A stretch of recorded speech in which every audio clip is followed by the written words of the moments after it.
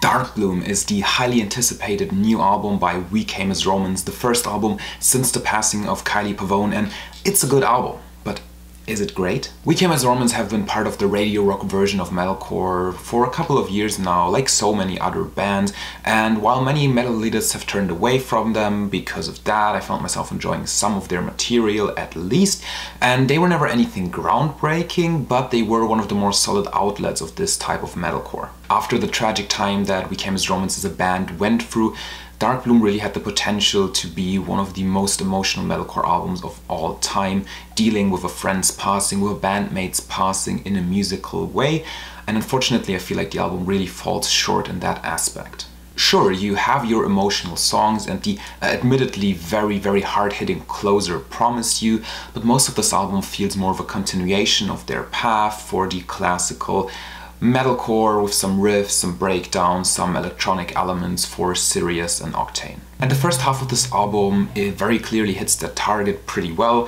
with some nasty breakdowns and brutal riffs, and you know what, kudos to the band if that's what they felt they needed to do, you know, continuing their path in the honor of Kyle, sprinkling in and writing about conquering and taking a positive message away from everything, and I'm not going to critique them for how they deal with their grief. That being said, it still confuses me to see how most of this album deals in no way lyrically with the theme that is at this point looming over the band. All this goes to say that there was a strong desire from a lot of fans, from me as well, to see them dealing with the subject at hand in a more direct manner, and seeing how emotionally hard-hitting their closing track Promise You is, that could have made for an exceptionally well done album. What we got instead is an album that is overall more standard in the realm of metalcore, although not all songs fall into that standard trap. Some cuts definitely stick out, like Daggers with rapper 0936, mixing in rap into one of the heaviest songs of their career works surprisingly well. Doublespeak is another one that starts out like a 100 gag song and made me think for a second, are you really doing a hyper pop intro,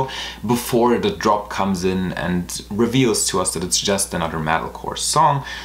Nothing that hasn't been done before. Think of God of Fire, for example, of the latest Fit for a King album. So this is definitely not something entirely new, but it's something new for the band, and it was a breath of fresh air in this project. I personally also really like the title track. It's standard, but it's really well done. The same can be said for Black Hole, with Caleb Shomo of Beartooth coming in and delivering an outstanding guest performance. Other than those cuts though, a lot of the material here seems, yeah, a little forgettable. Definitely not a bad song on here, but not a lot here that pulls you back in and makes you want to revisit the album overall. It's great for the band that they managed to pull through, go on, and give fans something to hold on to. And I will also say that Dave Stevens does a phenomenal job on the vocals, but having said all of that, overall, Darkbloom is only a good record.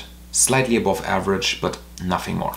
6 out of 10 for me. I'm curious what you guys thought, so let me know in the comments down below. Also consider subscribing, and while you're here, maybe also think about checking out the new review for the new album by The Devil Wears Prada, Color Decay.